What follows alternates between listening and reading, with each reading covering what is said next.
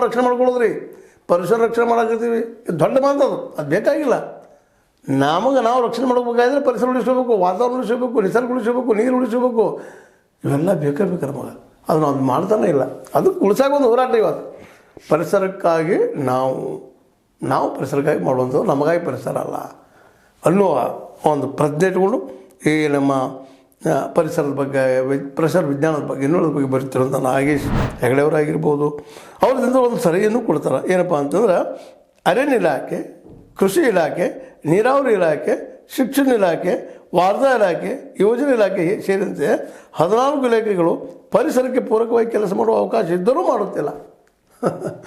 ಇಲಾಖೆಗಳಿದ್ದಾವೆ ನಮ್ಮಲ್ಲಿ, ಅಧಿಕಾರಿಗಳಿದ್ದಾರೆ, ಅದಕ್ಕೆ ಅಧಿಕಾರಿಗಳಿದ್ದಾರೆ, ಸಾಕಷ್ಟು ಪೇಮೆಂಟ್ ತೊಗೊಳ್ತಾರೆ, ತೊಗೊಂಡು ಮತ್ತೆ ಟೇಬಲ್ ಪೇಟೆಯಾಗಿ ತೊಗೊಳ್ತಾರೆ, ಟೇಬಲ್ ಮೇಲೆ ನಿಂತು ಅದು ತೊಗೊಳ್ತಾರೆ. ಕೇಳಿದರೆ ಯಾವಾಗ ಲೋಕಾಯುಕ್ತ ಮುಂದೆ ಅಟ್ಯಾಕ್ ಮಾಡ್ತಾರೆ, ಲೋಕಾಯುಕ್ತಕ್ಕೂ ಅಟ್ಯಾಕ್ ಮಾಡಿ ಮುಂದೆ ಏನಾಗ್ತದೆ ಗೊತ್ತಿಲ್ಲ.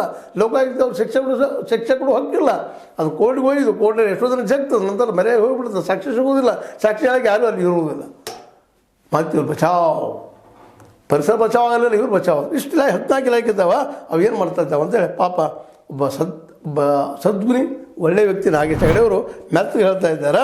ನನಗೆ ಭಾಳ ಬೇಸರ ಆಯ್ತು. ಏನು ಬೇಸರ ಏನಂತಾರೆ ಅವ್ರಿಗೇನು ದಾರಿ ತೆಗೆದುಲ್ಲ. ಈಗ ಇವತ್ತು ನಾವು ಜನರು ಎಚ್ಚರ ಮಾಡ್ಕೊಳ್ಬೇಕಾಯ್ತು, ಎಚ್ಚರಿಕೆ ಕೊಟ್ಟು ಇವ್ರನ್ನ ಈ ಅಧಿಕಾರಿಶಾಹಿಗಳನ್ನು ಸರಿಯಾಗಿ ಇಟ್ಕೊಳ್ಳೋದು. ಇವ್ರು ಕಡಿಮೆ ಪೇಮೆಂಟ್ 50,000 ಲಕ್ಷ ಅಧಿಕಾರಿಗೆ ಎಷ್ಟು ಪೇಮೆಂಟ್ ಅದಾವೆ ಹೋಗಿ ನೋಡ್ರಿ. ಅವರು ಪೇಮೆಂಟು ತೊಗೊಳ್ತಾರೆ, ಕಾಡಿಗೆ ಅದಕ್ಕೂ ಪರ್ಮಿಷನ್ ಕೊಡ್ತಾರೆ, ಕಾಡು ದೇವಳೆ ಎಬ್ಬಿಸ್ತಾರೆ, ಕಾಡು ರಕ್ಷಣೆ ಆಗೋದಿಲ್ಲ. ಜನನ ನಾವು ಇವತ್ತು ಎದ್ದು ನಿಲ್ಬೇಕಾಗಿದೆ, ಇದೆಲ್ಲ ನಾವು ಉಳಿಸ್ಕೋಬೇಕಾಗಿದೆ. ನಮ್ಮಲ್ಲಿ ಎಚ್ಚರ ಬರ್ಬೇಕಂತೇಳಿ ಒಂದು ಹೋರಾಟ ಸಂಘಟನೆ ಮಾಡಲಿಕ್ಕತ್ತದ. ಆ ದಿಶೆಯಲ್ಲೇ ನಮ್ಮ A.T. ರಾಮಸ್ವಾಮಿ ಅವರು ತೆಗೆದುಕೊಂಡಂಥ ನಿರ್ಧಾರ ಭಾಳ ಮಹತ್ವದ್ದು. ಉಳಿದ ಜೀವನ ಪರಿಸರ ಸಂರಕ್ಷಣೆಗೆ ಮುಡಿಪು ಅಂತ ರಾಮಸ್ವಾಮಿ ಹೇಳ್ತಾರೆ. ಸಂರಕ್ಷಣೆಗೆ ಅಲ್ಲ, ನಮ್ಮನ್ನು ನಾವು ರಕ್ಷಣೆಗಾಗಿ ನೀವು ಮುಡಿಬಿಟ್ಟುಕೊಳ್ಳೋದು. ಯಾಕಂದ್ರೆ ಪ್ರಜ್ಞಾವಂತರು A.T. ರಾಮಸ್ವಾಮಿ ಅವರು ಈಗಾಗಲೇ ಅನೇಕ ವಿಷಯಗಳಲ್ಲಿ ಈ ಒಂದು ರಾಜಕಾರಣಿಗಳಿಂದ ಭಿನ್ನ ಅಭಿಪ್ರಾಯ ಹೊಂದಿದಂಥವ್ರು, ಅನುಭವದಿಂದ ಕಲಿತಂಥವ್ರು. ಅವರು ಇವತ್ತೇನಪ್ಪ ಅಂದ್ರೆ 1,200ಕ್ಕಿಂತ ಅಧಿಕವಾದಂಥ ಪರಿಸರ ಪ್ರೇಮಿಗಳು, ಪರಿಸರ ಬಗ್ಗೆ ತಿಳಿದಿದ್ದ ಮೂಲಕ ಜನಜಾಗೃತಿ ಮಾಡಬೇಕು, ಎಚ್ಚರಿಸಬೇಕು ಅನ್ನೋಂಥ ಒಂದು ದಿಟ್ಟ ನಿರ್ಧಾರ ತೆಗೆದುಕೊಂಡಾರೆ. ಅದಕ್ಕೆ ಎಲ್ಲರೂ ಇವತ್ತು ನಾವು ಅದಕ್ಕೆ ಸಹಕಾರ ನೀಡಬೇಕಾಗಿದೆ.